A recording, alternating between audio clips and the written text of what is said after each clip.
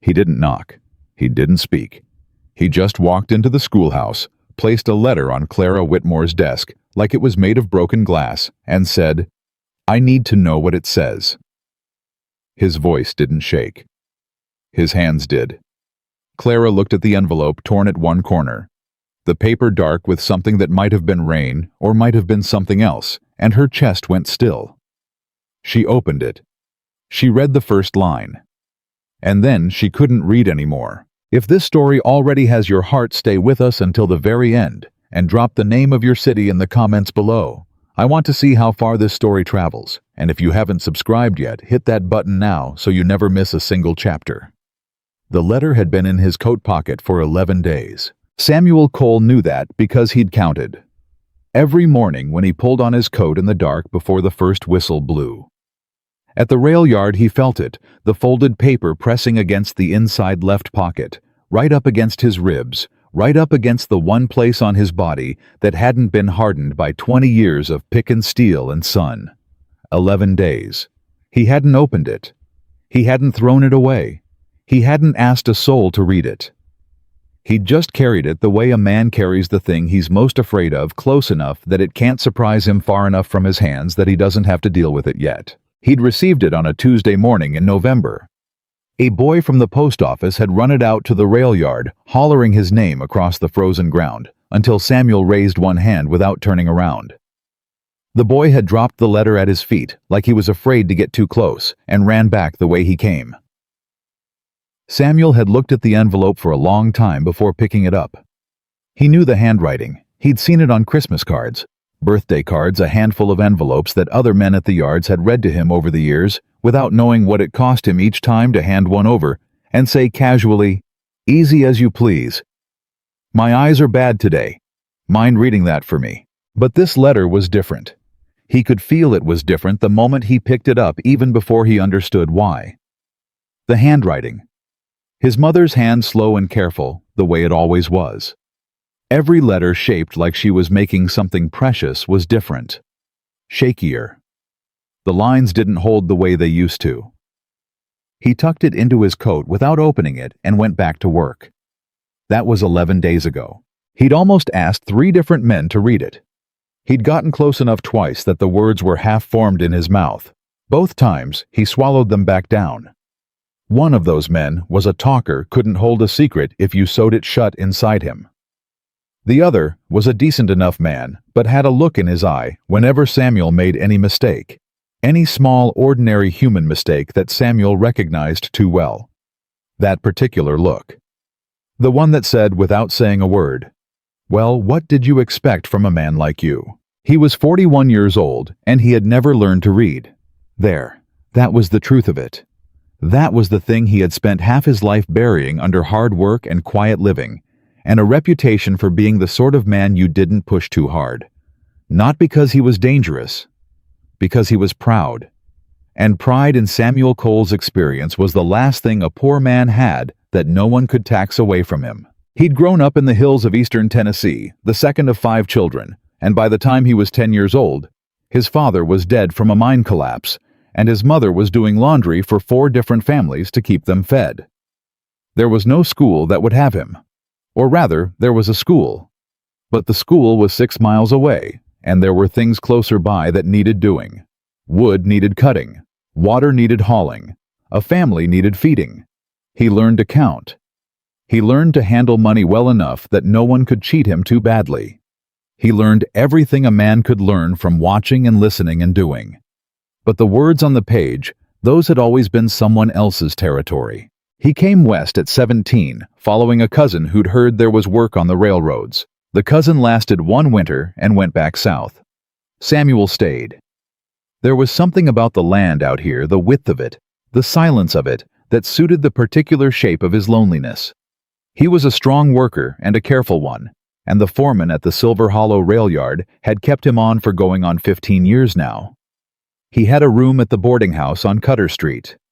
He had his name, Samuel Cole, on a deed for a small piece of land east of town that he was paying off in installments.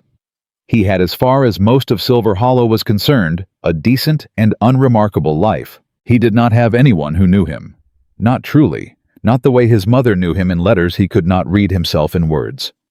She shaped carefully and slowly with a hand that was, it seemed, now beginning to tremble. On the 11th morning, he stopped in front of the schoolhouse. He hadn't planned it. He'd been walking the way he sometimes walked before the sun came up, when the town was still enough that he could move through it without anyone requiring anything of him.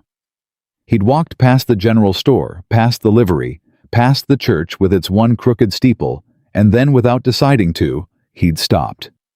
Right here. In front of the small white building at the north end of Main Street, smoke coming up light from the chimney, a single lamp still burning yellow in the front window. School didn't start for another hour. He knew that. He knew something else, too. He knew that Clara Whitmore had been the school teacher in Silver Hollow for 3 years, and in those 3 years, he had never heard anyone say a bad word about her. Not one. In a town where people made conversation out of cruelty, the way other people make conversation out of the weather that was extraordinary. Old Mrs. Hargrove at the post office, who had an opinion about everything and a kind word for almost nobody, had once said within Samuel's hearing that Miss Whitmore was a genuinely decent woman, which is rarer than people think. He'd remembered that. He remembered most things, even if he couldn't write them down. He stood outside for another 2 minutes. Then he pushed open the door. She was at the board at the front of the room, writing something in careful chalk letters, her back to him. She heard him come in and turned around without startling, which surprised him.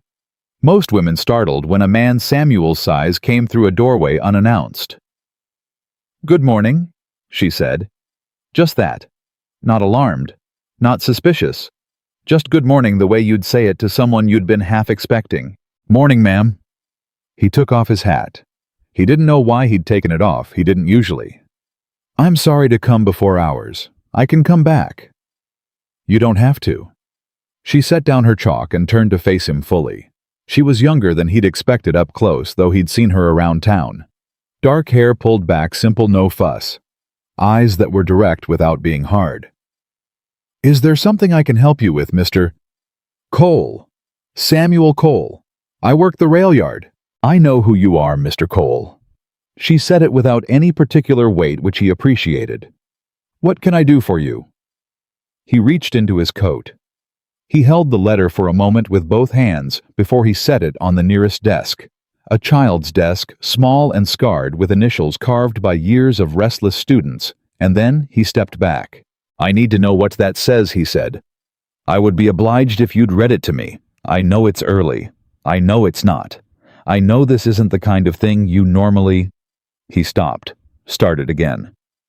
"I don't have anyone else to ask," he said, and that was the most honest thing he had said to another human being in years, and the sound of it in his own mouth was strange and terrible, and somehow slightly a relief. Clara Whitmore looked at him for a moment. Then she walked to the desk, picked up the envelope, and looked at the return address. Something changed in her face. Something quiet. She looked up at him, then back at the letter, then back at him. "This came from Tennessee," she said. "Yes, ma'am." "Is this family?" "My mother." His voice held. He was proud of that. "The handwriting looks different than it used to. I don't know if that means I don't know what it means. That's why I need—" He stopped again. "That's why I brought it." Clara nodded once. She did not ask him why he hadn't opened it himself. She did not ask him anything else at all. She simply pulled out the chair from behind her desk, sat down, and opened the envelope with the careful, respectful hands of someone handling something important. Samuel stood where he was. He didn't sit. He put his hat back on, then took it off again. He put his hands in his pockets. Clara unfolded the letter. There were 2 pages, he could see that much from across the room. She smoothed them flat on the desk. She read the first few lines to herself, and he watched her face the way a man watches the sky when he's not sure what the weather is going to do. Then she started reading aloud. "My dear Samuel." Her voice was even and clear, a teacher's voice shaped for carrying words across a room. "It has been too long since I wrote. My hands are not what they were. Margaret has to help me some days. But I did not want to wait any longer, because there are things I should have said a long time ago, and I am not going to wait anymore." Samuel's jaw tightened. He looked at the wall above Clara's head. I know your life out there has been hard. I know you don't tell me how hard because you don't want me to worry. You were always like that even when you were small. You used to hide your bruises from me. Like if I didn't see them I wouldn't know. I always knew, my boy. I always knew. Clara paused, just for a second. Then she kept going. I want to tell you something that I should have told you every day of your life.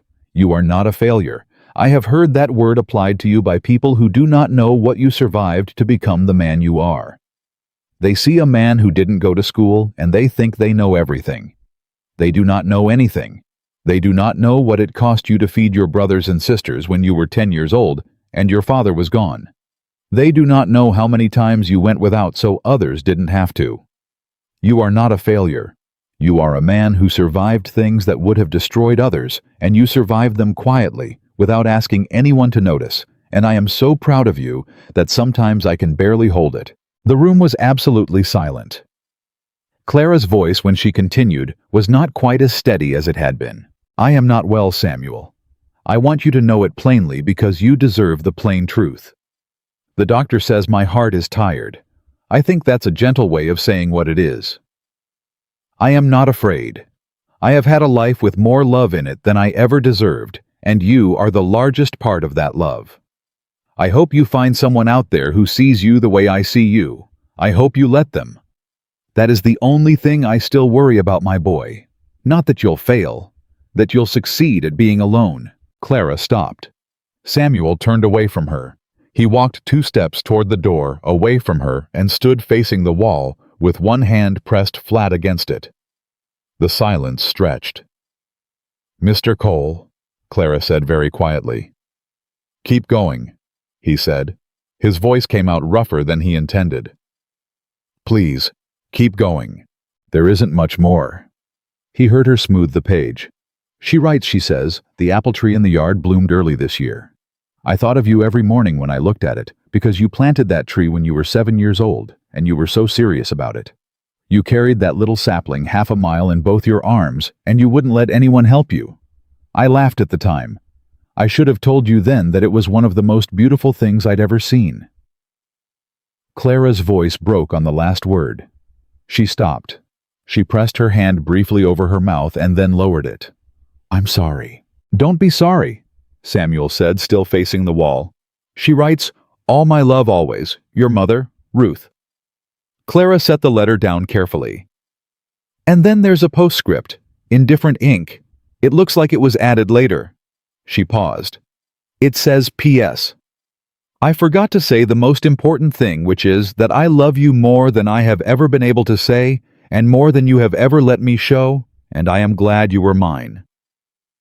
Samuel didn't move for a long time. When he finally turned around, he looked like a man who had been standing in the open air in a hard storm and had just now come inside. Not broken, not fallen, just scoured clean. Like something old and crusted had been taken off him and left him without the thing he'd been using to keep the weather out. Clara was still sitting at her desk. She wasn't looking at him with pity. He'd have left if she'd looked at him with pity. She was looking at him the way you look at someone you respect. Thank you, he said. His voice came out quiet and level, and nothing like what was happening inside his chest. You're welcome. She picked up the letter, refolded it carefully along its original creases, and slid it back into the envelope. She held it out to him. When did you receive this? 11 days ago. She didn't say anything to that. She just nodded once as if that made perfect sense to her. I should let you get ready for school, Samuel said. He crossed the room and took the letter from her, and he was careful, enormously careful, that his hand didn't shake. I appreciate your time, Miss Whitmore. I won't trouble you again. It wasn't any trouble, she said. He put his hat back on and turned toward the door. He was almost through it when she spoke again. Mr. Cole. He stopped, didn't turn around right away. I'm sorry about your mother, she said. The letter sounds like she is very ill. I hope you're able to see her. He turned then, just halfway, just enough. I reckon I've been waiting on something, he said slowly, like the thought was arriving while he was saying it, before I go back south. I don't rightly know what. maybe just knowing what she said. He looked at the letter in his hand. Now I know. I hope the trip is a good one, Clara said. He nodded. He walked it out into the cold November morning, with the letter in his coat pocket and the sound of a woman's voice. His mother's words still moving around inside his chest like something had been dislodged in there. Something that had been jammed in place a long time. Not painfully, just differently than before. He didn't go south that week. He told himself it was the work. The foreman needed him through the end of the month. There was a section of track east of town that had buckled in the early freeze, and the repair crew was 2 men short, and Samuel was worth 2 men on a good day. That was true. But it wasn't the whole truth, and Samuel Cole, for all his faults, had always been honest with himself. The whole truth was that he didn't know how to walk back into that schoolhouse and tell Clara Whitmore that he'd thought about what she'd said. Had thought about it every day for a week, had turned it around in his mind, the way you turn a stone over in your hand until you know every surface of it. He didn't know how to explain what it had meant to him, hearing those words, read in a voice that didn't make him feel small. He didn't have the words for that, which was, he thought with bleak humor, exactly the problem. He started noticing things about the town that he hadn't paid attention to before. Signs. He'd always been able to get by in 20-odd years in the West without reading signs. He knew where the general store was. He knew the post office by its shape and location. He knew the rail yard by the smell, and the sound of it had learned the foreman's schedule notes by watching other men's faces when they read them aloud. He'd built a whole life out of navigating around the edges of the written word, the way a man navigates around a flooded section of road, patiently one detour at a time, hoping nobody notices how far out of his way he's going. But now he noticed the signs. He stood in front of Haggerty's Dry Goods and read the letters the way a man squints at something far away, trying to pull it into focus. H. He knew that one. He'd seen it enough times on his own last name on the hardware store on the hotel. A. G. He walked on before anyone could see him, stopped there like a man lost in front of his own hands. That Friday afternoon, he found himself standing outside the schoolhouse again. He stood there for a good 5 minutes before Clara Whitmore opened the door. She was wearing her coat and carrying a stack of books, clearly on her way somewhere, and she pulled up short when she almost walked into him. "Mr. Cole?" No alarm, not even surprise, really. More like recognition. Like she'd been half expecting him to come back the same way she'd been half expecting him that first morning. "Miss Whitmore." He moved aside. "I'm sorry, I was just—" He stopped. He'd been just what, standing outside her school like an idiot. That was what. "I wanted to ask you something, but it can wait. I can see you're going somewhere." "I'm taking these books to Mrs. Alderman's daughter. She's been sick and can't come to class." She looked at him steadily. "I'll be back in half an hour if you want to come inside and wait." "I don't want to put you out." "You're not putting me out. The stove's still lit." She held out the stack of books. "You could walk with me if you like. It's only 2 streets over. Mrs. Alderman makes good coffee, and she always has too much of it." He stood there for a second. "All right," he said. He took half the books from her without asking because they were heavy, and she was carrying them wrong, and she looked at him for a moment with an expression he couldn't quite read, and then they walked. It turned out Clara Whitmore was easy to walk with. She didn't fill silence the way most people did, stuffing it with noise, because silence made them uncomfortable. She let it be. She asked him on the way back from the Alderman house how long he'd been in Silver Hollow, and he told her, and she didn't react to the number the way people sometimes did. 15 years that long, and no family, no wife, a single room in a boarding house. She just nodded. "You like it here?" she asked. "I don't dislike it," he said, which was a more honest answer than most people got from him. She laughed. It was a quiet laugh, not at him, just at the answer. "Fair enough," she said. When they got back to the schoolhouse, and she unlocked the door, and they went in, and she put coffee on the small iron stove in the corner. Samuel sat down in one of the children's chairs, because it was the only thing to sit in, and it was ridiculous. A man of his size folded into a chair made for a 9-year-old, But Clara didn't comment on it, and so he didn't either. "What did you want to ask me?" she said. He put his hat on his knee. He looked at it. "About the reading," he said. Clara sat down across from him in her own chair, which at least was adult-sized, and waited. "I can't do it," he said. "Read. I never learned." He said it flat, and even the same way he'd say anything else, because the only way he'd ever been able to say it at all was to say it like it didn't matter. Like it was the same as saying he'd never learned to play piano, or hadn't ever been to Boston. "I know most people figure that out eventually if they spend enough time around me. I'm not ashamed of it." He stopped, started again. "That isn't true. I'm not as ashamed of it as I used to be. That's more accurate." "All right," Clara said. "I was wondering," he said, "if you'd consider teaching me." The room was quiet. The stove ticked. Outside, something a wagon went past on the street. "I'm 41 years old," he said. "I know that's not ideal." "Age has nothing to do with it," Clara said. "I know I'm not a child.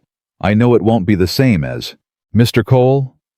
She said it gently, but with some firmness. "Age has nothing to do with it. A person can learn to read at any age. I've seen it." He looked at her. "You've taught grown men before." "I've taught one. He was 53.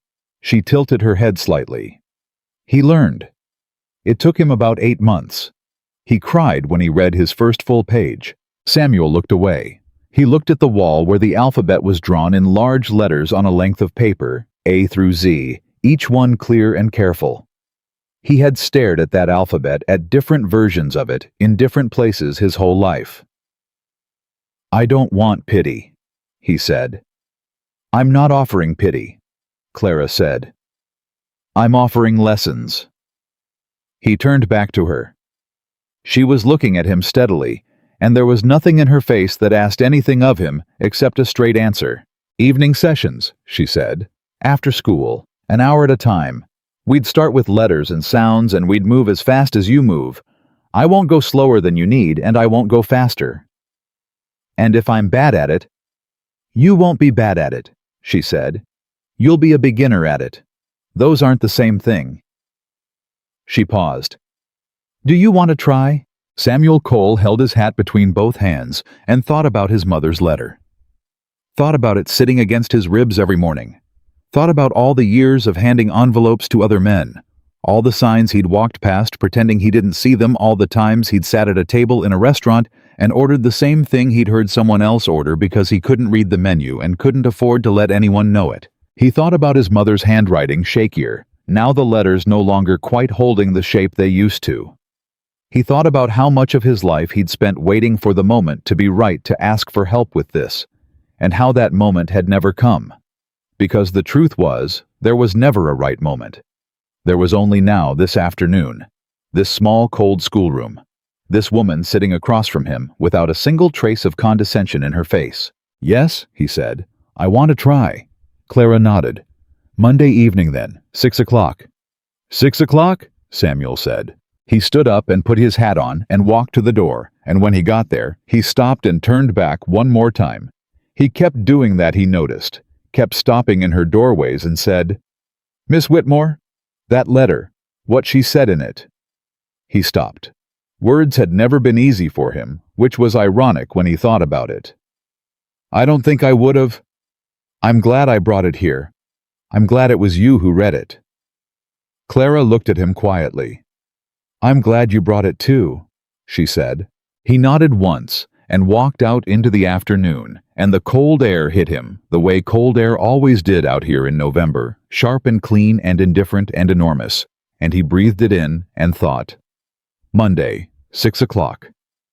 For the first time in 11 days, the letter in his pocket felt less like a wound and more like a reason. Monday came the way hard things always came, sooner than expected and exactly on time. Samuel stood outside the schoolhouse at 5 minutes to 6 with his hat in his hands and a feeling in his chest he hadn't felt since he was a boy, waiting outside the mine supervisor's office to ask for his first job. He was too old for this. He knew that. He was 41 years old, and he was about to sit down with a woman half his size and learn what children learned before they lost their first teeth. He'd told himself on the walk over that it didn't matter what it looked like. He'd told himself that 3 times. It wasn't working as well as he'd hoped. He pushed open the door. Clara was already there. The lamp lit 2 chairs set across from each other at the front of the room with a small table between them. On the table a primer. A child's primer with thick letters on the cover. Samuel looked at it and something moved in his gut that was not quite shame and not quite fear, but was close to both. "You found it," Clara said without looking up from what she was writing. "Said I would." "Sit down, Mr. Cole." He sat. The chair was adult-sized this time, he noticed. She'd brought one in from somewhere. He didn't say anything about it, but he noticed it, and it landed somewhere in his chest in a way that was hard to explain. Clara set down her pen, turned to face him, and put the primer on the table between them. She didn't open it right away. She just looked at him with that steady, direct look she had, the one that didn't ask him to be anything other than what he was. "I want to tell you how I work," she said. "And then I want you to tell me if that works for you. If it doesn't, we'll change it." He nodded. "I'm not going to treat this like charity, and I'm not going to treat you like a project. You're a man who wants to learn something. That's all this is. If you have a question, ask it. If something doesn't make sense, tell me. If you want to stop for the night, say so. If I go too fast or too slow." "I'll tell you," Samuel said. "Good." She opened the primer. "Then let's start." He had thought in the abstract that he knew what this would feel like. He'd been wrong. Knowing what the letters looked like and understanding what they did were 2 entirely different things. And sitting in that chair in the lamplight, while Clara explained that the letter A made 3 different sounds depending on where it lived. In a word, Samuel felt something he hadn't expected at all. Genuine, bewildered fascination. Like a door had been standing in front of him his whole life, and he'd assumed it was a wall, and now someone was pointing at the hinges. "Say it again," he said. Clara looked up from the page. "Which part?" "The part about the long A, the way it says its own name." She said it again slowly, clearly, the way she did everything without any impatience. He repeated it back to her. Then again. Then he tried it with another word, a different word, and got it right on the second attempt. Something shifted in Clara's expression. Nothing dramatic. Just a quiet, specific kind of satisfaction. Like a craftsman recognizing good material. "You have a good ear," she said. "Spent 40 years listening," he said. "Not much else to do when you can't read the signs." She looked at him for a moment. Then she said, "That must have been exhausting." He hadn't expected that. He'd expected praise, "Well done, very good," the way teachers talk to children. Not that. Not the simple, accurate recognition of what 40 years of it had actually cost him. "Some days more than others," he said. They worked for an hour. At the end of it, Samuel could reliably identify 14 letters by sound and write 6 of them in a hand that was rough and oversized on the small paper, but legible. Clara showed him the 6 letters he'd written and set them side by side. He looked at them for a long time. "That's your name," she said. "S-A-M. That's the beginning of your name." He looked at the 3 letters. S-A-M. He'd seen his name written before, obviously. He'd had other men write it. But this was different. He'd made these.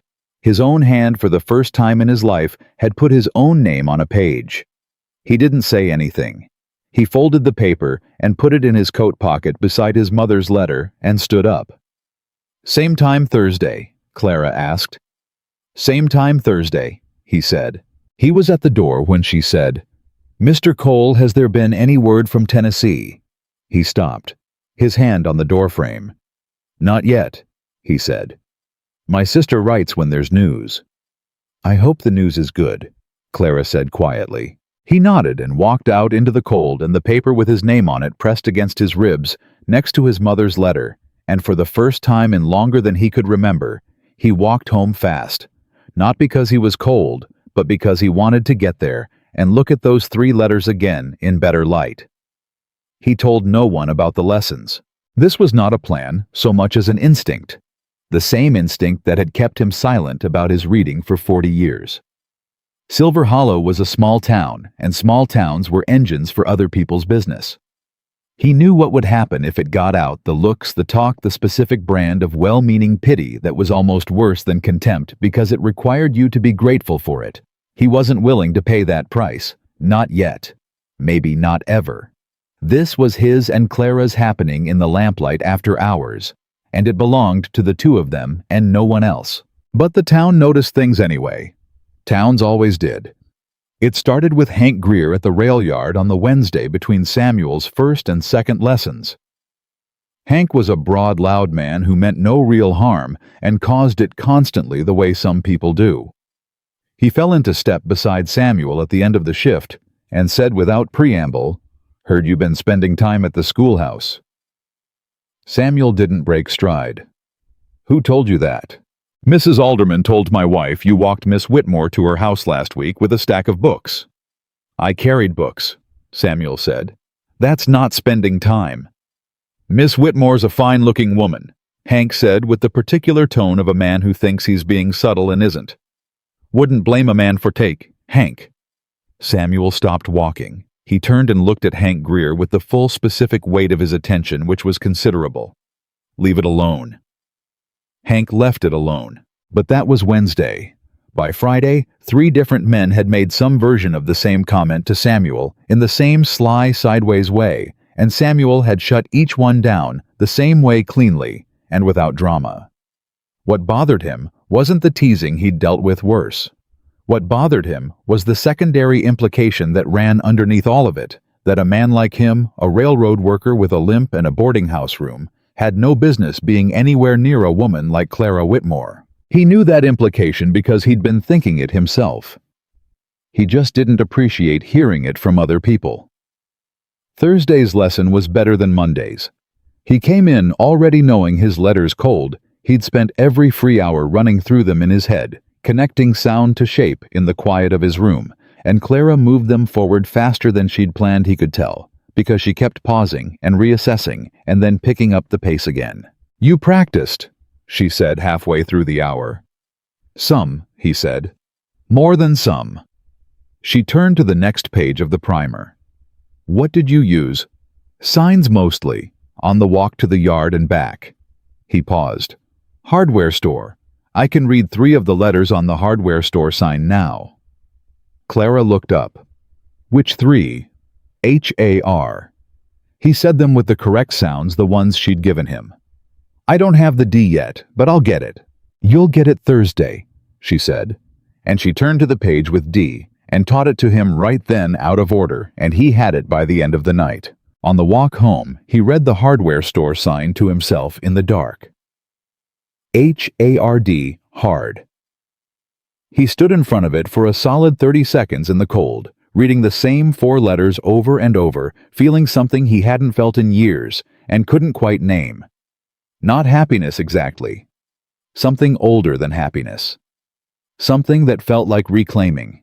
3 weeks in the lessons had settled into a rhythm that Samuel had begun to structure his entire week around. Monday and Thursday 6 to 7, lamplight and primer, and Clara's voice and his own rough handwriting getting steadily less rough on the page.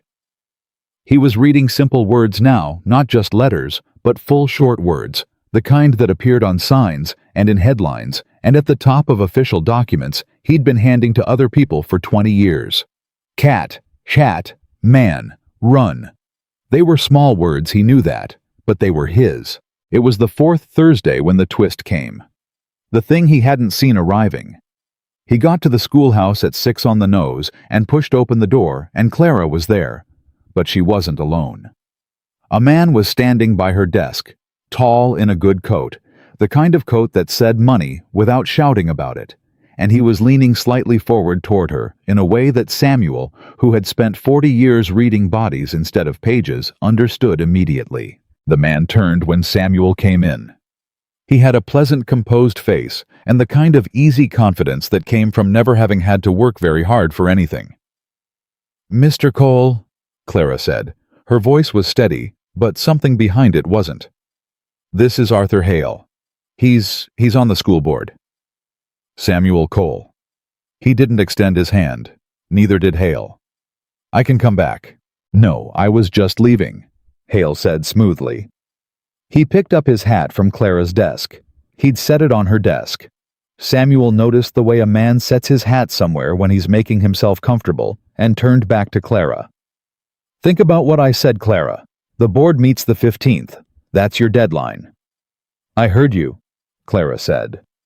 Hale nodded pleasantly to Samuel on his way out, the nod of a man who doesn't consider you competition, and the door closed behind him. The room was quiet for a moment. "School board," Samuel said. "Yes." Clara straightened the papers on her desk, which didn't need straightening. "There's a situation." "You don't have to tell me." "I know I don't." She stopped moving the papers.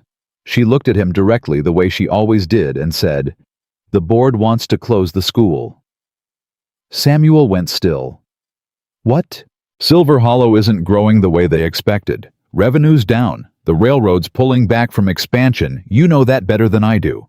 The board says they can't justify the cost of a full-time school and a full-time teacher when the enrollment is down to 14 students. She said it flatly, the way someone says a thing they've already said to themselves 100 times. "Mr. Hale says if I can't demonstrate measurable academic progress across all 14 students by the end of the month, they'll vote to consolidate with the school in Morrow Creek." "Morrow Creek is 8 miles away," Samuel said. "Yes." "In winter." "Yes," she said again. "I know."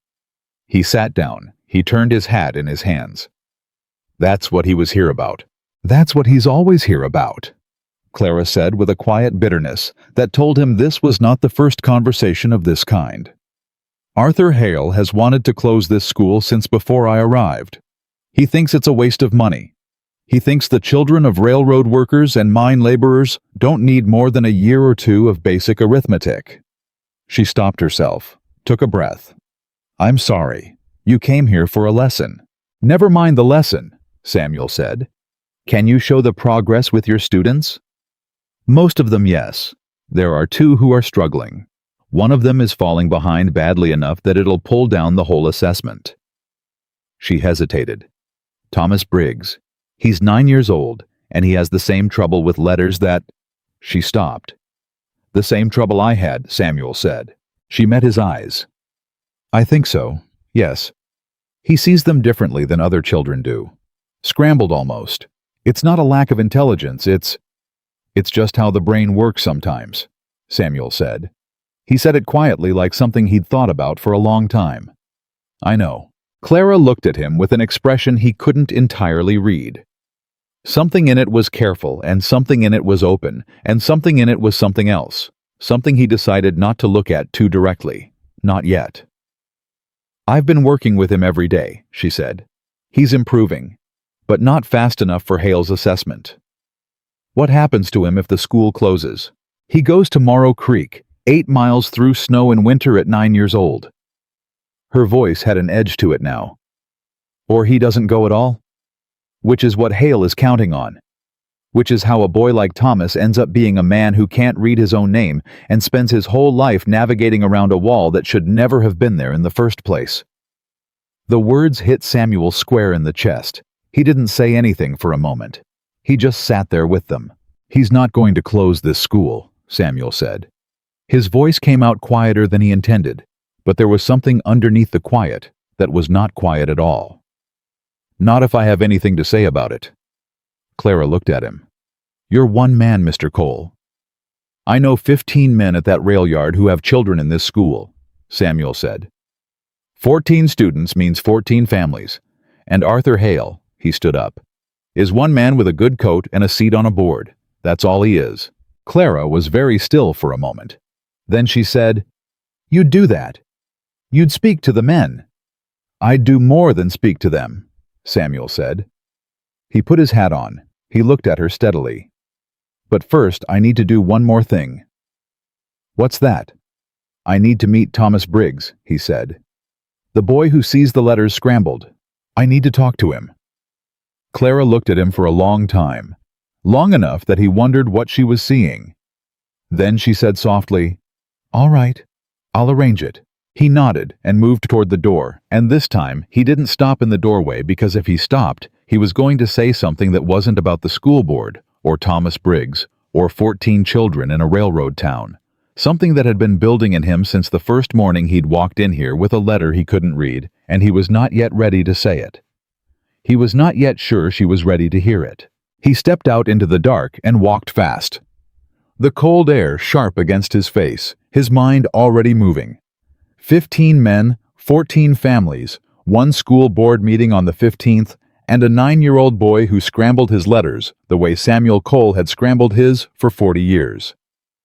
He had spent his whole life surviving alone, quietly, without asking anyone to notice.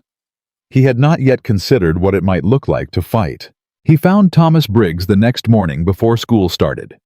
The boy was sitting on the front step of the schoolhouse with a slate board on his knees and a piece of chalk in his hand, staring at a word he'd written as if it had personally offended him. He was small for 9, thin-wristed, with his father's dark eyes and his mother's stubborn jaw, and he didn't look up when Samuel's shadow fell across him. "That word giving you trouble," Samuel said. Thomas looked up then. He knew who Samuel Cole was. Every child in Silver Hollow knew who Samuel Cole was. The big quiet man from the rail yard, who had once lifted the back end of a supply wagon off a man's leg without asking for help. And he looked at him the way children look at large, unfamiliar men with assessment rather than fear. "It keeps coming out wrong," Thomas said. Samuel crouched down. He looked at the slate. The word was supposed to be barn. Thomas had written Bran. "What does it look like to you when you write it?" Samuel asked. Thomas frowned. "Like that." "Like what you meant to write, or like something got switched?" The boy looked at him sharply. "How'd you know something got switched?" "Because it happens to some people," Samuel said.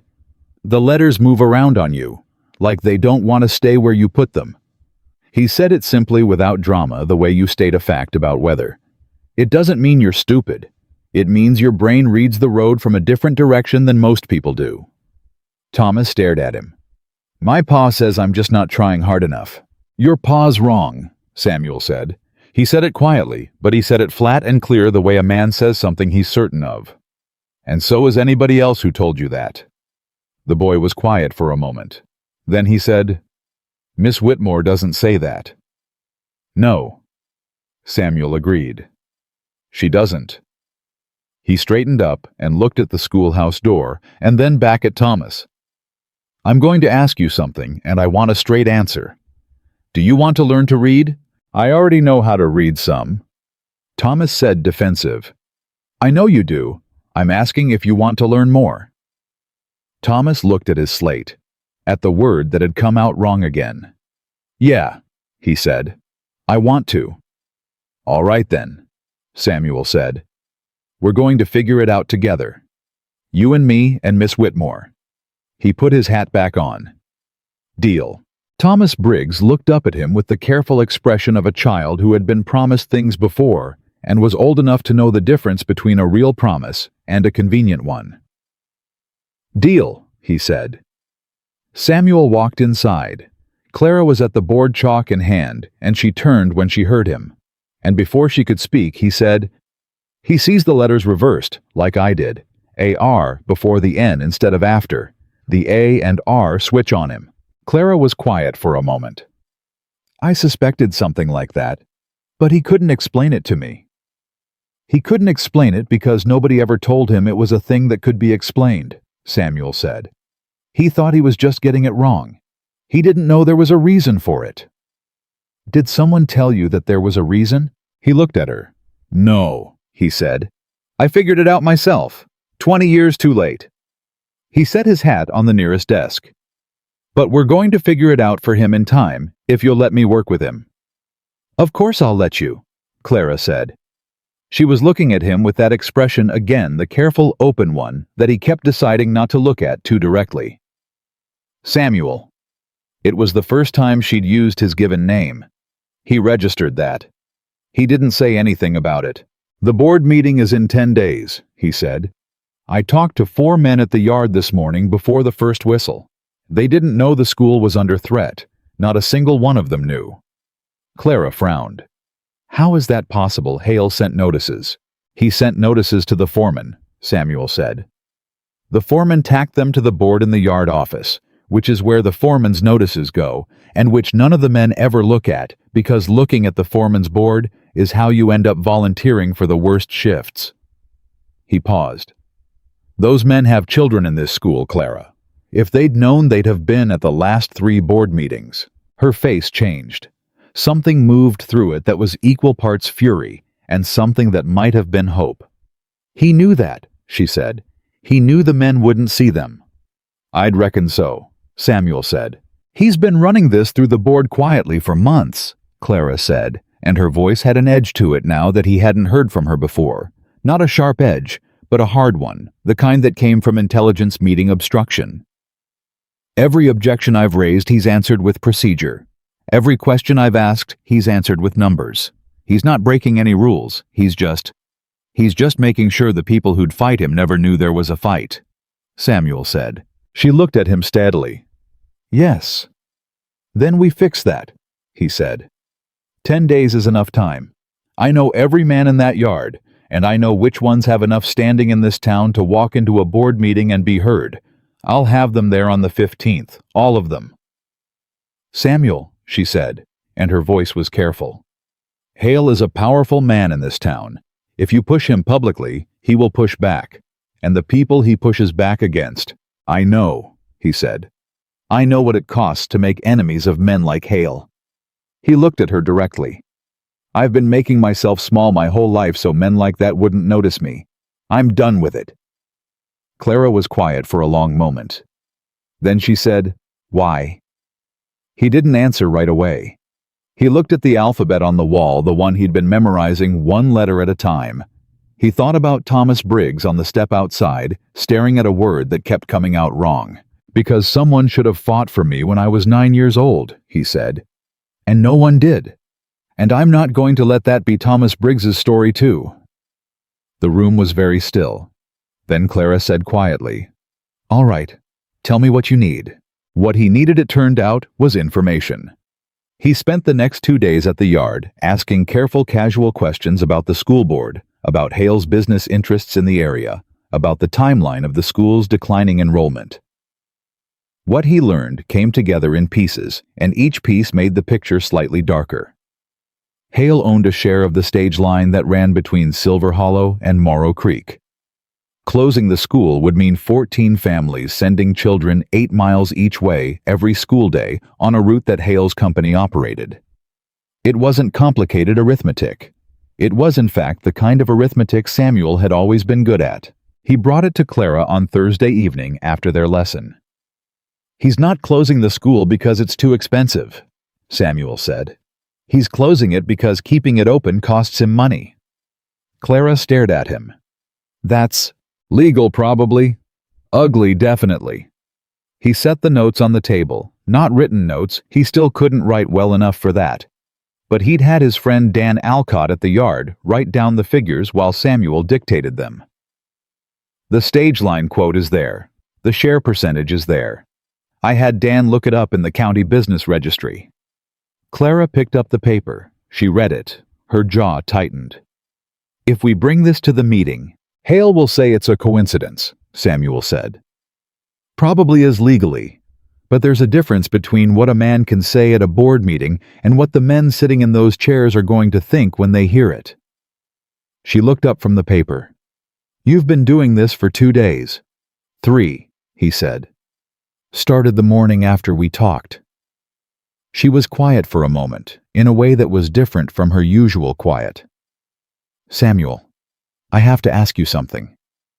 Ask it. Why are you doing this? She set the paper down carefully.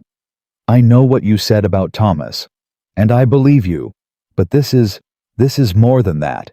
You're spending your days off running down stage line records and talking to county registrars. You're about to walk into a room full of men with money and standing in this town and put your name on the line. She looked at him steadily. Why? He was quiet for long enough that the lamp flickered once and settled. Because this school changed something in me, he said finally. And because you changed something in me. And I don't know how to say that without it sounding like... He stopped. Started again. I spent 40 years believing that a man who couldn't read was worth less than a man who could. I didn't say it to myself in those words, but I lived like it was true. And then I sat down in that chair across from you, and you treated me like a man who deserved to learn. Not a man who should have learned already. Not a man to be pitied. Just a man. He looked at the table. I don't know how to pay that back. So I'm paying it forward, I reckon, to Thomas, to this school. He paused. To you. The silence this time was different. It was the kind of silence that means something is hanging in the air between two people, visible to both of them, waiting for one of them to name it. Clara said quietly, Samuel. He looked up. I have to tell you something, she said. And I want you to hear all of it before you say anything. Something tightened in his chest. All right. Arthur Hale asked me to dinner last month, she said. I said no. He's asked 3 times total. I've said no each time. She kept her eyes on his. But he's made it clear that his interest in closing this school is not unconnected to his, to the fact that I keep saying no. She said it evenly without dramatizing it, and that steadiness cost her something. He could see that. I haven't told anyone because I didn't want it to look like I was making the school's problems about myself. But you deserve to know the full picture before you walk into that meeting. Samuel sat very still. He had been a quiet man for 40 years, patient, controlled. He had learned early that anger was a luxury a man in his position couldn't afford, and he had stored that lesson deep and lived by it. He was angry now. He's threatening to close the school, he said carefully, because you won't. He's never said it directly, Clara said. He's too careful for that. But yes. She paused. That's what it is. Samuel stood up. He was not going to say what was in his mind right now, because what was in his mind right now was not the kind of thing you said in a schoolroom, and he was too old and too careful to let his anger make decisions for him. Sit down, Clara said, gently but with authority. He sat. I'm not telling you this so you'll go after him, she said. I'm telling you because you've been honest with me and you deserve honesty back, and because... She stopped, looked at her hands, looked back up at him. Because I don't want there to be anything between us that hasn't been said plainly. He heard that. Every word of it. He heard what was underneath it too. Clara, he said. And then he stopped because he was 41 years old, and he had learned to read 14 letters, and he still did not have the right words for this. She smiled, just slightly. You don't have to say it. I reckon I do, he said. I reckon I've been not saying it for about 3 weeks, and that's long enough. He looked at her directly. I think you know what I'm trying to say. I think I do, she said. Then I'll just ask this, he said. When this is over, when the meeting is done, and the school is still standing, and Hale has been told clearly what kind of man he is in front of everyone in this town who matters, I'd like to take you to dinner. If you'd let me. Some place that isn't a schoolroom and isn't about lessons or school boards or any of it. He paused. Just you and me and a meal. Clara looked at him for a long moment. The lamplight was warm between them. Outside, the wind had picked up, moving against the walls of the building. Ask me again after the 15th, she said. When it's over. He nodded. That was good enough. Better than good enough. Now sit back down, she said, because you only know 16 letters, and I have 26 to teach you, and you have 10 days before you need to walk into that meeting and read the stage line records out loud yourself. He stared at her. Read them myself. Those men need to hear it from you, she said with absolute calm. Not from Dan Alcott, not from anyone else. You. She opened the primer. So sit down, Samuel Cole, and let's get to work. He sat. And something happened in his chest that he couldn't name, a tightening and a loosening at the same time, like a knot being pulled and released simultaneously. She was right. She was right about all of it. Those men needed to hear it from him. The man who carried letters in his coat for 11 days because he had no one to ask. The man who'd spent 40 years making himself small, so no one would look too closely. The man who had sat in this same chair 3 weeks ago, not knowing what the letter A sounded like in the middle of a word. That man was going to stand up in front of a room full of people and read. The thought was terrifying. He reached for it anyway. "D," said Clara, setting the primer between them. "You told me last week you didn't have D yet. Let's fix that." He looked at the letter. D. Round on one side, straight on the other. A letter with its back against the wall and its face turned outward. He understood that letter all the way down to the bone. D, he repeated, and he meant it. They worked for 2 hours instead of 1, and when he left that night, the wind was sharp and mean outside, and he walked into it without breaking stride, his mind running through letters and figures, and the 14 faces of the men he'd already spoken to, and somewhere underneath all of that warm and certain and strange, the memory of Clara Whitmore saying, "Ask me again after the 15th. He had 10 days. He was going to use every one of them. The 10 days passed, the way the hardest 10 days always pass, too fast in some places and too slow in others, with no mercy in either direction. Samuel worked the rail yard every morning and spent every evening at the schoolhouse. Not just for his own lessons, but for Thomas Briggs, who had started staying an hour after school at his mother's cautious, hopeful permission. The three of them, Samuel, Clara, and the boy, developed a system without anyone formally agreeing to it. Clara taught. Samuel sat beside Thomas and translated in the plain language of a man who had lived the same confusion what was happening when the letters flipped and tangled. And Thomas, who had spent 2 years believing he was simply broken, started understanding that he was not broken at all. He was different. And different, Samuel told him one Tuesday evening, with a directness that made Clara go very quiet, was not the same thing as wrong. "You're gonna get this," Samuel told him. "You hear me? Not someday. You're gonna get this." Thomas looked at him with the serious eyes of a child absorbing something important. "Did you get it?" "I'm getting it right now," Samuel said. "Same as you." Thomas thought about that. Then he nodded, the way a man nods when he's decided to believe something, and went back to his slate. Clara caught Samuel's eye across the table and looked away quickly, but not before he saw what was in her face.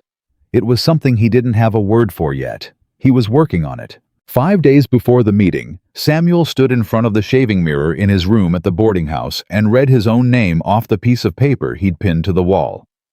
Samuel. Then below it, in Dan Alcott's handwriting, the stage line ownership records, the board meeting schedule, the dates of the notices that had been posted in the yard office instead of distributed directly to families. He read them slowly out loud in the quiet of his room at 10 o'clock at night, stumbling on 2 words and going back to sound them out the way Clara had taught him. He got them both. He read the whole page. Then he read it again. He folded the paper and put it in his coat pocket next to his mother's letter, and he sat on the edge of his bed and didn't sleep for a long time. 4 days before the meeting, Hale came to the rail yard. Samuel was at the far end of the work site when he saw him. The good coat, the easy walk of a man who owned things. Hale stopped to speak to the foreman, and Samuel watched without moving until Hale looked up and saw him looking. Neither man moved for a moment. Then Hale said something to the foreman and walked toward Samuel with his hands at his sides and his face composed into the particular expression of a man about to be reasonable. "Cole," he said.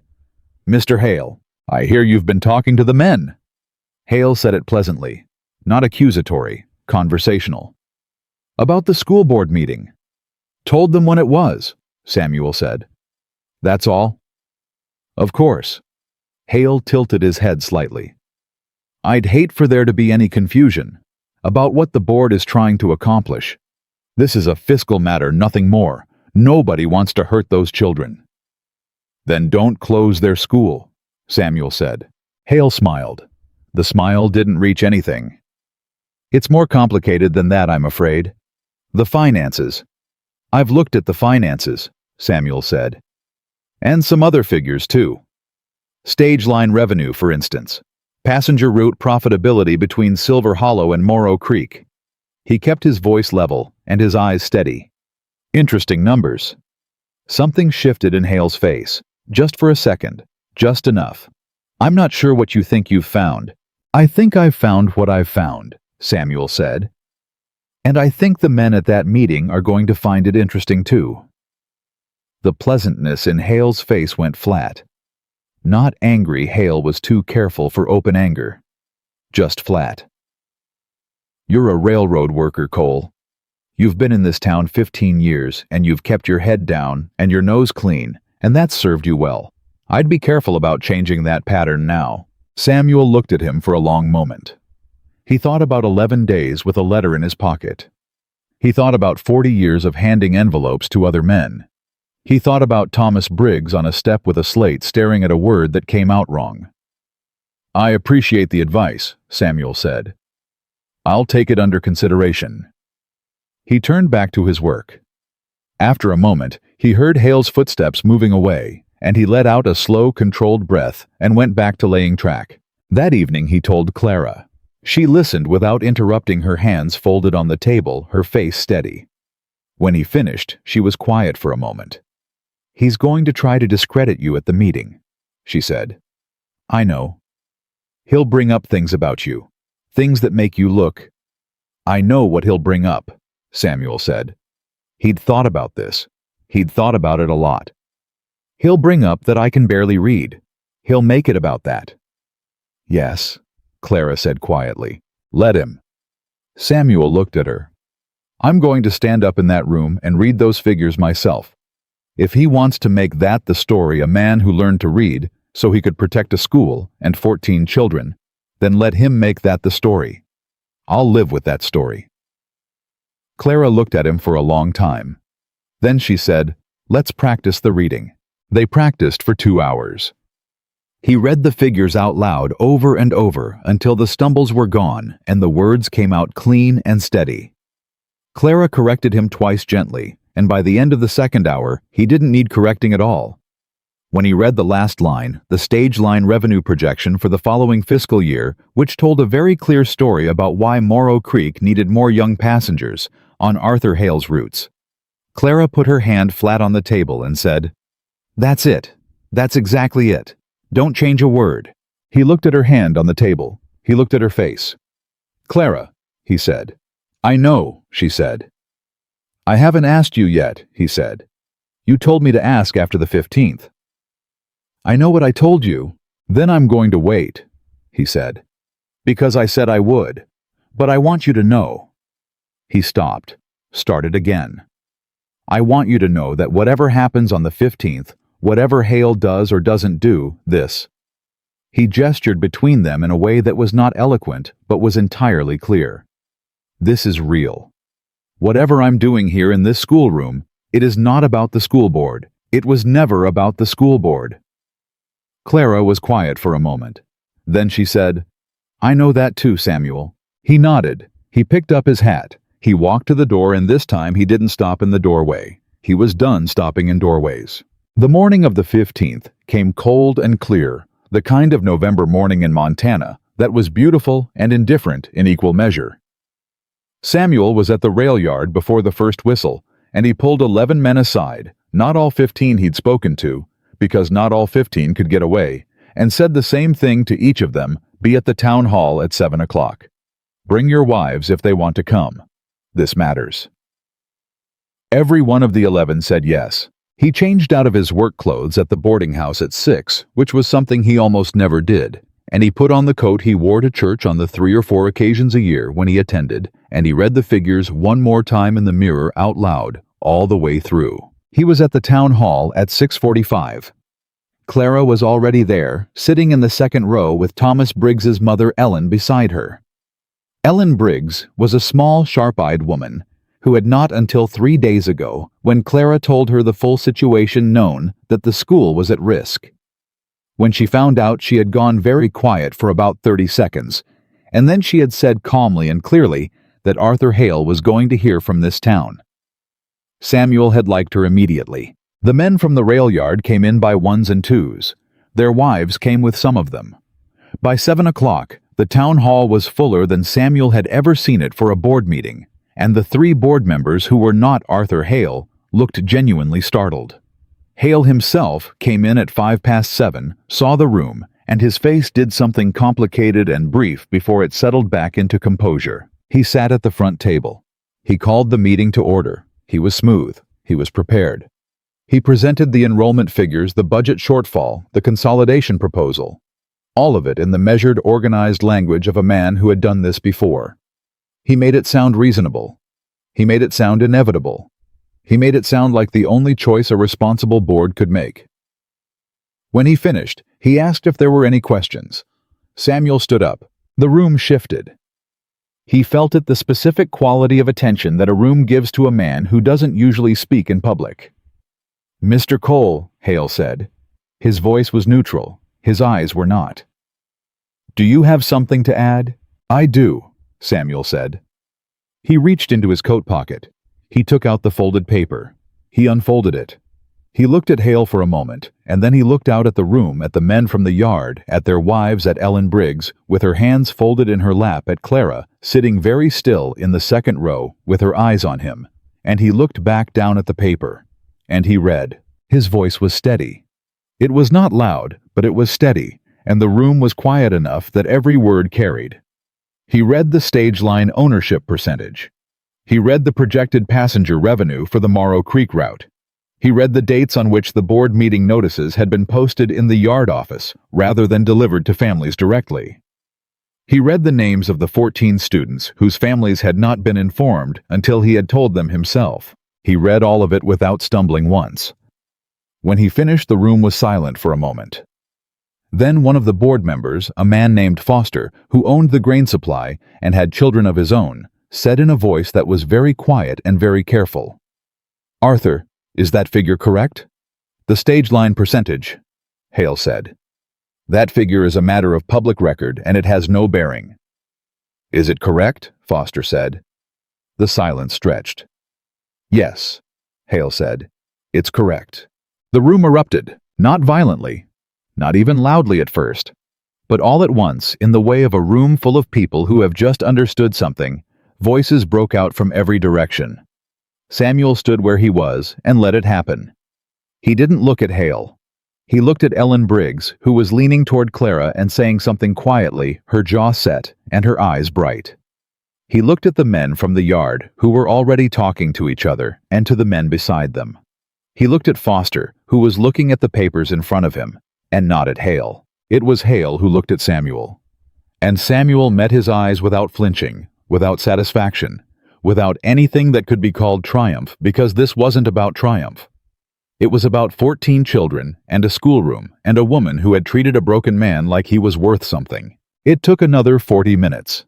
There were speeches and counter-arguments, and 2 board members who asked questions that Samuel answered directly, and one who asked a question so transparently designed to undermine him that 3 men from the yard answered it before Samuel could.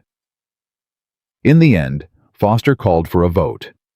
The consolidation proposal was rejected 3-1. Hale cast the single vote in favor. He did it without looking at anyone. When it was over, the room broke into movement and noise, and Samuel was surrounded almost immediately by men clapping him on the shoulder and women he barely knew shaking his hand. He accepted all of it with the contained, slightly overwhelmed dignity of a man who is not accustomed to being in the center of anything. He found Clara at the edge of the room. She was talking to Ellen Briggs, and when she saw him coming, she said something to Ellen and stepped toward him.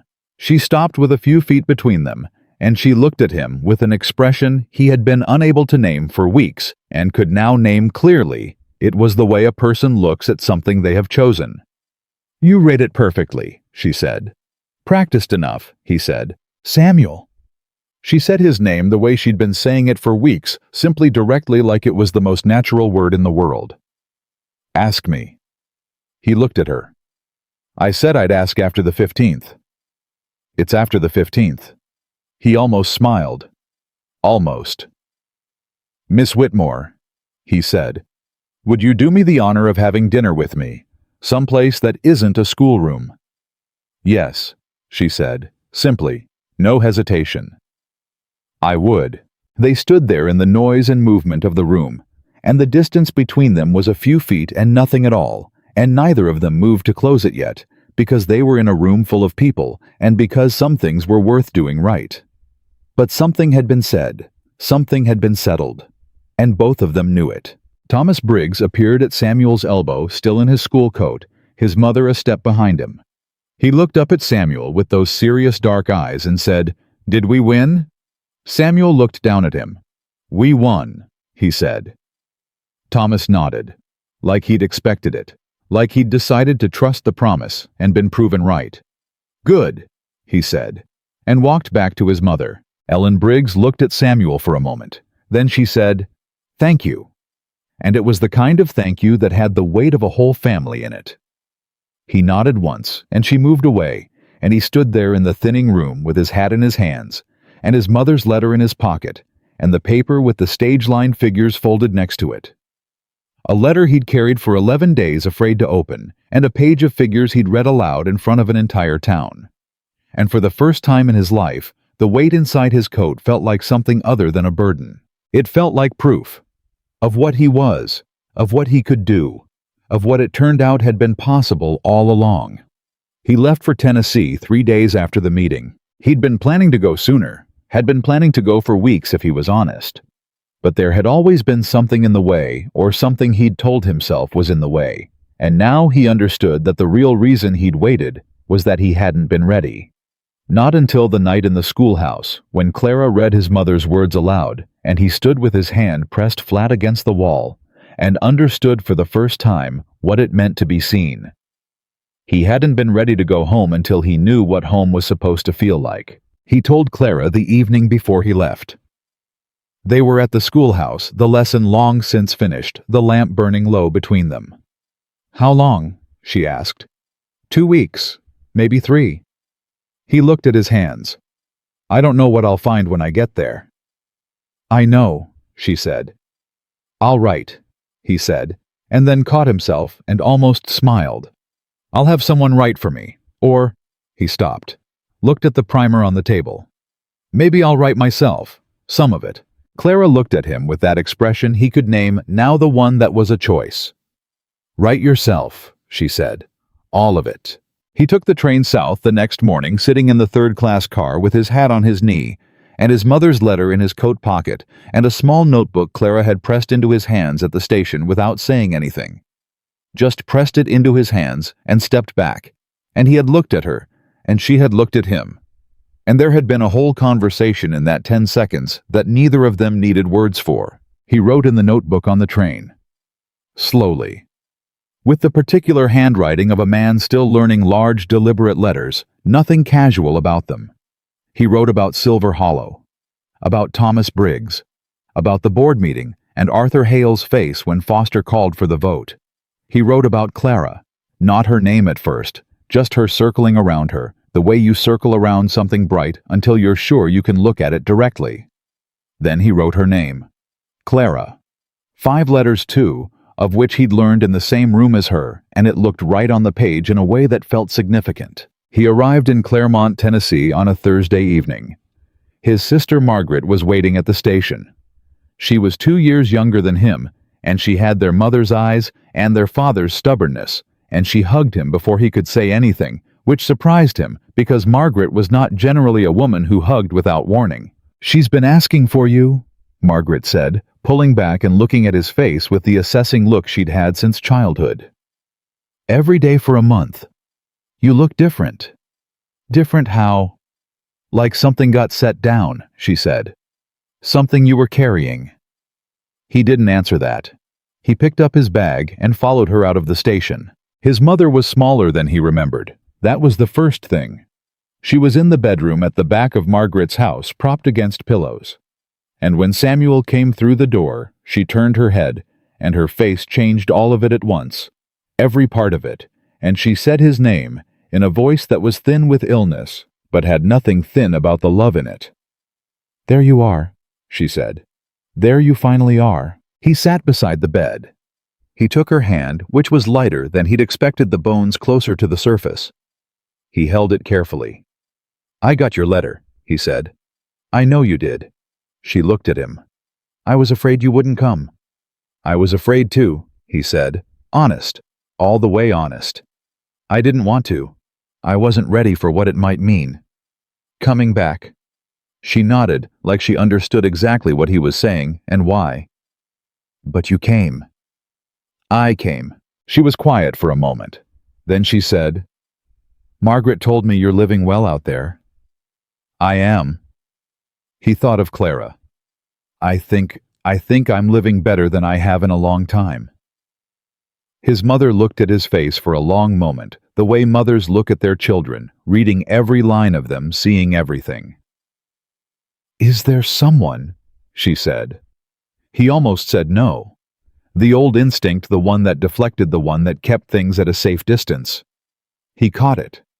He let it go. Yes, he said. His mother smiled. It was a slow smile, the kind that moved through a person from somewhere deep. Good, she said. That's good, my boy. He stayed that evening, and the next day, and the one after that. He helped Margaret with the house, and he sat with his mother in the mornings when her energy was best. And he talked to her. Really talked the way he hadn't been able to in years. Not in the careful, abbreviated way of a man protecting himself, but openly, with all the things that had happened in Silver Hollow coming out of him in the right order, the way water moves when the channel is finally clear. He told her about the letter, about standing outside the schoolhouse for 5 minutes before going in, about Clara reading the words aloud and his hand against the wall. He watched his mother's face while he talked, and she didn't look away from him once. On the 4th evening, he took out the notebook. Ma, he said, I want to read you something, if you'll let me. She looked at the notebook. She looked at his face. He saw the moment she understood what he was saying, not just that he had something to share, but what it meant that he was the one who was going to read it. Her eyes filled. She didn't say anything. She just nodded once and waited. He opened the notebook to the first page. He looked at his own handwriting, large, deliberate, nothing casual about it, and he began to read. He read about the train ride west when he was 17, about the first winter in Montana, how cold it got. In a way Tennessee cold never did. Cold that had intention behind it. He read about the rail yard and the men he'd worked beside, and the explosion that had taken 3 of them and left him with a leg that would never be entirely right again. He read about 15 years of mornings in Silver Hollow, alone managing. He read about finding the letter in his coat pocket and carrying it for 11 days. His voice broke once, just once near the end. He stopped, took a breath, kept going. He read the last line he'd written Clara's name alone on the page, 5 letters that looked right. He closed the notebook. His mother was crying. Silently, the way old women cry when they have been through enough that crying has lost its drama and kept only its sincerity. You learned, she said. Her voice was barely above a whisper. Samuel, you learned. I learned, he said. Someone showed me how. She reached up and put her hand against his face, and he let her, and they stayed like that for a while in the quiet of the room. And outside the window, the Tennessee evening was moving toward dark, and everything that had been unsaid between them for 20 years was finally slowly finding its way out into the air. Ruth Cole died 9 days later on a Sunday morning with Margaret and Samuel both beside her. She went quietly, without distress, the way she had lived, without drama, without complaint, with more love in her than she had ever quite managed to express, in the years when expressing it might have made a difference. Samuel held her hand until it stilled, and then he sat with her for a while longer, not ready to let go of the weight of her hand, yet that final, real, ordinary weight. He wrote to Clara that night. A full page in his own handwriting with only 2 words crossed out and rewritten. He told her about his mother. He told her about reading aloud. He told her he was coming home. He mailed it at the Claremont post office the next morning, and on the walk back, he passed a sign on a storefront window and stopped and read it. All of it. Every word. He stood there on a Tennessee sidewalk reading a sign he'd walked past 100 times as a boy without being able to decipher it, and he read it clean and complete and without stopping. He stood there for a long moment. Then he kept walking. He was back in Silver Hollow before the end of the month. Clara was at the station. He didn't know how she'd known which train, but she was there standing on the platform in her coat, with her hands at her sides, and when he stepped off, She looked at him the way she'd been looking at him since the beginning, directly, without pretense, without asking him to be anything other than what he was. "How was it?" she said. "Hard," he said. "Good, both." She nodded. "I got your letter." "I know my handwriting isn't—" "Your handwriting is fine," she said. I read every word. He stood there with his bag in his hand, and the cold November air coming off the platform, and Clara Whitmore 3 feet away looking at him. And he thought about 11 days, with a letter in his coat, and 40 years navigating around a wall that should never have been there. And he thought about Thomas Briggs, on a step with a slate, and his mother's hand against his face, and 5 letters on a page that looked right. He thought, this is what it looks like when a man stops surviving and starts living. "Clara," he said, "I'd like to ask you something else." She looked at him, steady, unhurried. "I know I don't have much," he said.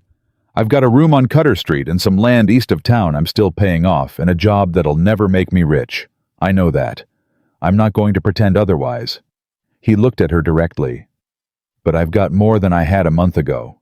I've got my name on a page in my own hand, and my mother's letter read, and 13 men who showed up to a meeting because I asked them to. And I've got—" He stopped, took a breath. "I've got you if you'll let me, if that's something you want." Clara was quiet for a moment. The platform was empty around them, the train already moving on down the track. "Samuel Cole," she said, "you have been the least subtle man I have ever met in my entire life." He almost smiled. "Is that a yes?" "That," she said, "is absolutely a yes." They were married in the first week of March when the snow was beginning to pull back from Silver Hollow, and the ground was starting to remember what it was before winter. Small ceremony. The church on the north end of Maine. 15 people. The men from the rail yard, their families, Ellen and Thomas Briggs in the second row. Thomas in a collar that was clearly uncomfortable, and wearing it with dignity. Samuel stood at the front of that church in the coat he'd bought for the occasion, and watched Clara come down the aisle with the particular stillness of a man who has stopped being surprised by his own life and started being grateful for it. Thomas tugged on his sleeve afterward, outside in the March cold. "Mr. Cole?" Samuel looked down at him. "It's Samuel. I've told you." "Samuel!" The boy held out a piece of paper folded carefully. "I wrote you something. For the wedding. Miss Whitmore." He corrected himself. "Mrs. Cole helped me with 2 words, but the rest is mine." Samuel took the paper. He unfolded it. He read it, all of it, standing on the church steps in the pale March sun, and when he got to the last line, he had to stand still for a moment, with the paper in both hands, because Thomas Briggs had written in the deliberate, overlarge handwriting of a boy who still sometimes scrambled his letters, but was getting better every week.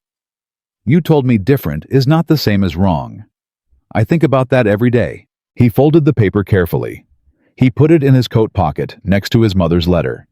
He looked down at Thomas, who was watching him with those serious dark eyes. "Thank you," Samuel said. "That's the best thing anyone gave me today." Thomas considered this. "Better than Mrs. Cole." "Don't push it," Samuel said. Thomas grinned a real grin, the kind Samuel hadn't seen on him in the early weeks, the kind that meant a boy knew he was safe and ran back toward his mother, and Samuel turned and found Clara beside him, her hand slipping into his with the ease of something that had always been true and was only now being acknowledged. They built their life in Silver Hollow in the house east of town, on the land Samuel had been paying off in installments for years. Clara kept the school the board voted unanimously to retain her in the spring, with Foster now serving as board chair in place of Arthur Hale, who had quietly relocated his business interests to a town further west and had not been discussed much since. Samuel kept his work at the rail yard because he was good at it and because he had never been ashamed of honest labor, only of the gap that honest labor hadn't been able to fill. That gap he was filling now, letter by letter, word by word, page by page. He was reading full books by the following winter.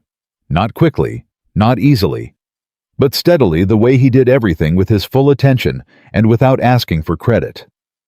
He read in the evenings by the fire, and sometimes Clara read beside him, and they didn't always read the same thing, and neither of them had to. The being side by side was enough. The being in the same room, the same light, the same quiet that was enough. That was it, turned out everything. Thomas Briggs came to them twice a week for 2 years, until he didn't need to anymore, until the letters held still on the page, and the words came out right. And he read a full passage aloud in class one spring morning, and looked up at Clara with an expression that Samuel, when she described it to him that evening, understood completely. Others came after Thomas. Men from the yard, who had been navigating the same wall Samuel had navigated for years, quietly, patiently, with the particular exhausted dignity of people who had learned to hide what they couldn't fix. They came one at a time, at first, then in 2s and 3s, and Samuel sat across from each of them the way Clara had sat across from him and said the same thing she had said to him. Age has nothing to do with it. You're a beginner at it. That's not the same as being bad at it. Some of them cried the first time they read a full page. Samuel never commented on that. He just handed them the next page. Years later, when their children were old enough to ask questions, and they asked many because they had been raised in a house full of books, and therefore in a house that believed questions were worth asking their youngest, a girl with Clara's directness and Samuel's stubbornness asked him one evening why he kept the old letters in the cedar box above the fireplace. He looked at her for a moment. She was 7 years old, and she could already read better than he could at 40, and that fact did not diminish him. It was in fact one of the things he was most proud of in his life. "Because they remind me of something important," he said. "What?" she asked. He thought about a crumpled envelope pressed against his ribs for 11 days. He thought about a woman reading his mother's words aloud in a lamplit room, and her voice breaking on the last sentence.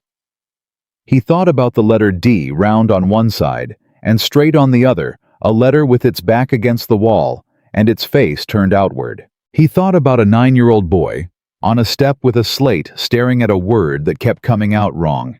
And the moment that boy understood, there was a reason for it, and the reason was not that he was broken.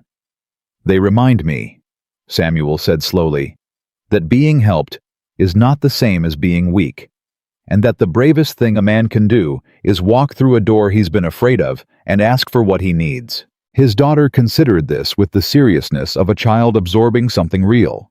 Then she said, "Like you did with the schoolteacher." "Like I did with the schoolteacher," he said. He looked across the room at Clara, who was reading by the window lamp, her dark hair threaded now with the first gray of the years they had spent building this life together. And she looked up as if she felt his eyes, and she looked back at him the way she always had, directly, without pretense, with the full weight of a woman who had chosen him and never once doubted it. A man who had spent 40 years invisible had walked through a door one November morning with a letter he was afraid to open, and a woman had read it to him without pity and without conditions, and in doing so had handed him back every part of himself he had put down along the road. That was the whole story. That was all of it. A letter, a lamp, a woman who believed that dignity was not something you earned by already knowing it was something you carried into the room with you, whole and unearned and yours from the very first day.